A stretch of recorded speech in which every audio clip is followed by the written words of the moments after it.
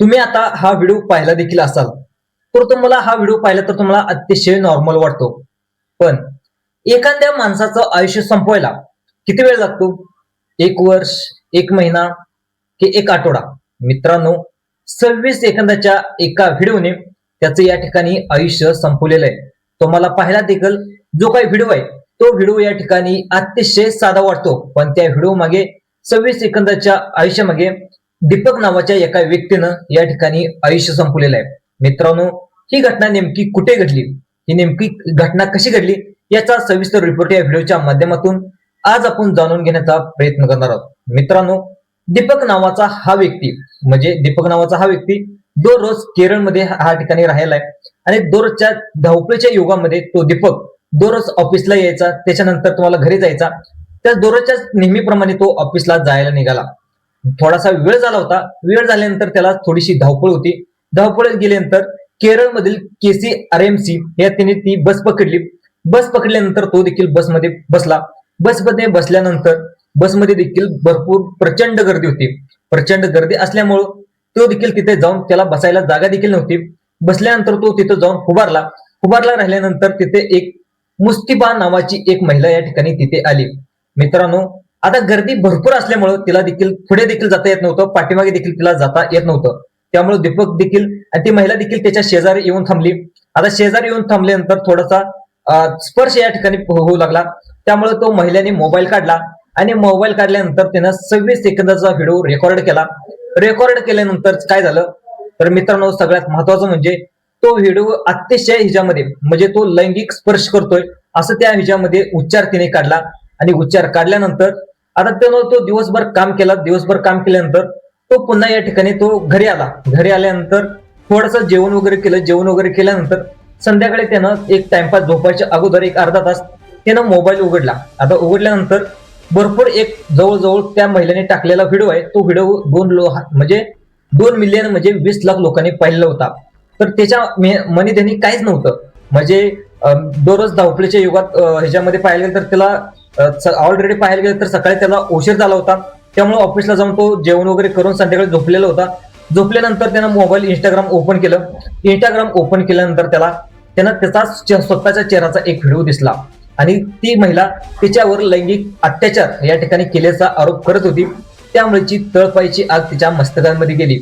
एखादा म्हणजे साधा सिंपल 40 वर्षाचा व्यक्ती होता तो.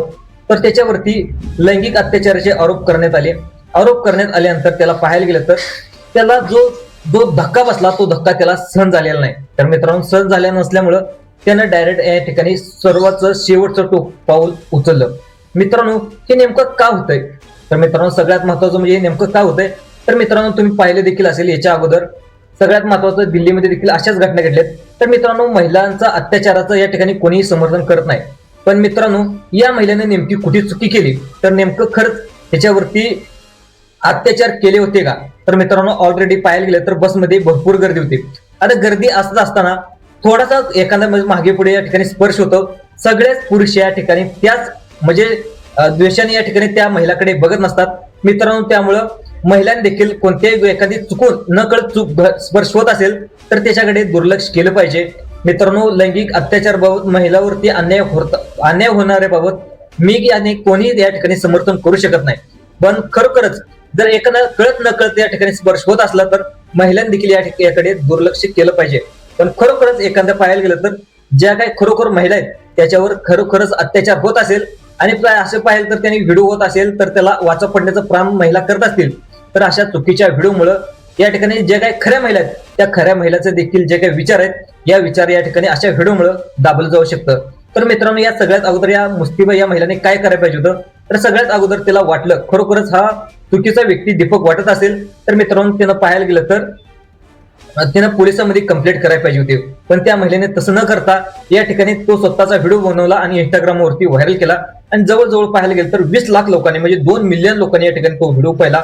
आणि व्हिडिओ पाहिल्यानंतर त्या दीपकला असं वाटलं की या ठिकाणी माझी पूर्णपणे या ठिकाणी माझं चारित्र्य हनन झालेलं आहे. त्यामुळे माझ्या समोर आता काहीच पर्याय नाही. त्यामुळे या ठिकाणी दीपकनं या ठिकाणी शेवटचं टोकाचं पाऊल उचललं. आता पाऊल उचलल्यानंतर या ठिकाणी आता नेहमीप्रमाणे त्याचे आई वडील देखील या ठिकाणी तिथे होते. आता नेहमीप्रमाणे दीपकचे आई वडील होते. सकाळी त्यांना ऑफिसला देखील जायचं होतं. मग सकाळी 7 ते 8च्या दरम्यान या ठिकाणी दीपक बाहेर येईना. मग त्यांनी सुरुवातीला दीपकला आवाज देखील दिला, दीपक बाहेर या, दीपक बाहेर या. पण दीपक देखील त्यातून मधून बाहेर येत नव्हता. मग आता नेमकं काय झालंय, आता दीपक देखील आवाज देणार, त्यांनी फोनवरून देखील संपर्क साधण्याचा प्रयत्न केला, सगळ्या गोष्टी केल्या, पण त्याच्यामध्ये आवाज देखील तिकडून पलीकडून प्रतिसाद देखील येत नव्हता.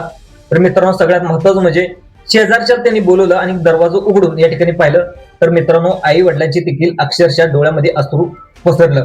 तर मित्रांनो, हे नेमकं का झालं, त्यावेळेस त्यांच्या आई वडिलांनी दीपक आहे त्या दीपकच्या आई वडिलांनी देखील त्या महिलावरती आरोप केलेत. जो काय व्हायरल व्हिडिओ झालाय त्या व्हायरल व्हिडिओमुळे या ठिकाणी माझ्या दीपकने या ठिकाणी शेवटचं टोकाचं पाऊल उचललंय असं देखील त्यांच्या आई वडिलांचं म्हणणं आहे. मित्रांनो, कोणत्याही महिलांनी या ठिकाणी अत्याचार होत असेल तर जरूर या ठिकाणी हे करत जावं. पण गर्दी बसमध्ये एखाद्या असेल, तुम्ही कुठल्याही सार्वजनिक ठिकाणामध्ये जात असाल आणि गर्दीच्या एखाद्या ठिकाणी कळत नकळत पुरुषाचा स्पर्श होत असेल तर अशा अनेक चुकीच्या पद्धतीने महिला वागत असतील. जे काय निष्पाप पुरुष आहेत त्या निष्पाप पुरुषावरती अन्याय होईल आणि जे काय खरोखरच या ठिकाणी चुकीच्या पद्धतीने स्पर्श करत होतील या ठिकाणी त्यांच्यावरती जे काही मोकाट आहेत ते मोकाट या ठिकाणी ती धावत असतील. मित्रांनो, महिलांनी देखील खरंच आता कळत नकळत करतोय का जाणून बुजून करतोय ते देखील पाहणं गरजेचं आहे. नाहीतर अशा निष्पाप दीपक सारख्या व्यक्तीचा या ठिकाणी निष्पाप बळी जाऊ शकतो. त्यामुळं कोणत्याही महिलांनी देखील विचार करत असताना आपल्या एखाद्या चुकीमुळे 26 सेकंदाच्या व्हिडिओच्या चुकीमुळे एखाद्याचं प्राण जात असेल तर किती टोकापलीकडले हे विचार आहेत हे देखील पाहणं अतिशय गरजेचं आहे. तर मित्रांनो, ह्याच्या अगोदर की दिल्लीमध्ये देखील चुकीच्या पद्धतीने व्हिडिओ महिलांनी व्हायरल केला होता, तिथे देखील आत्महत्या झाली. पुण्यामध्ये देखील अशा चुकीच्या पद्धतीने व्हिडिओ तयार केला होता, पुण्यामध्ये देखील आत्महत्या झाली.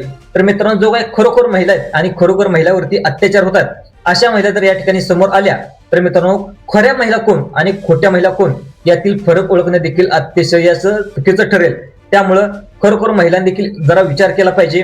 एखाद्या सार्वजनिक ठिकाणामध्ये तुम्ही जात असाल आणि तिथं पाहायला गेलं तर महिला देखील असतील, पुरुष देखील असतील, तर तिथे देखील जात असताना सर्वांनी ज्यांचा विचार केला पाहिजे की खरंच एखादा पुरुष या ठिकाणी जाणून बुजून स्पर्श करतोय का पाहायला गेलं तर चुकीच्या पद्धतीने कळत नकळत त्यांचा स्पर्श होतोय ते देखील पाहणं अतिशय गरजेचं आहे.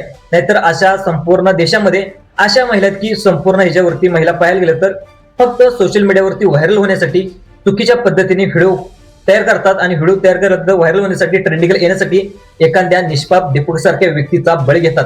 मित्रांनो, दीपकला देखील न्याय मिळालाच पाहिजे. त्यासाठी जे काय पाहायला गेलं तर यातील महिला आहे व्हायरल ह्याच्यामधील, तिने देखील स्वतः म्हणलेलं आहे की मी जे काही केलंय ते योग्यच केलेलं आहे, त्यामुळे माझ्यावरती स्पर्श झालाय तो चुकीच्या पद्धतीने झालाय असं देखील महिलेचं या ठिकाणी ठाम म्हणणं आहे. पण पोलिसांनी देखील त्या महिलेला या ठिकाणी शेवटच्या क्षणी या ठिकाणी अटक देखील केल्याचं आपल्याला पाहायला मिळतंय. मित्रांनो, देखील महिलांनी देखील विचार केला पाहिजे. सुरुवातीला तुम्हाला वाटत असेल की खरोखरच आपल्यावरती सार्वजनिक ठिकाणी अत्याचार होत असेल तर त्याने सगळ्यात अगोदर पोलीस स्टेशन गाठलं पाहिजे. जर तुम्ही व्हिडिओ रेकॉर्ड केला तर पाहायला गेलं तर अनेक लोक देखील कमेंट मध्ये वेगवेगळे लोक त्या पुरुषालाच या ठिकाणी दोषी ठरवत असतात आणि पुरुषाला दोषी ठरवत असल्यामुळं अनेक पुरुष देखील इतकेशे वरून जेवढे कठोर आपल्याला वाटत असले तरी ते आतून अतिशय नाजूक असतात. एखाद्या व्यक्तीचं जर चारित्र्य हनन झालं तर त्यावेळेस अनेक पुरुष देखील या ठिकाणी टोकाचं पाऊल घेत असतात. तुम्ही देखील याच्या अगोदर देखील पाहिलं असेल. मित्रांनो, ही स्टोरी कशी वाटली, ही स्टोरी आवडल्यास जास्तीत जास्त लाईक करा, सबस्क्राईब करा, दुसऱ्या लोकांना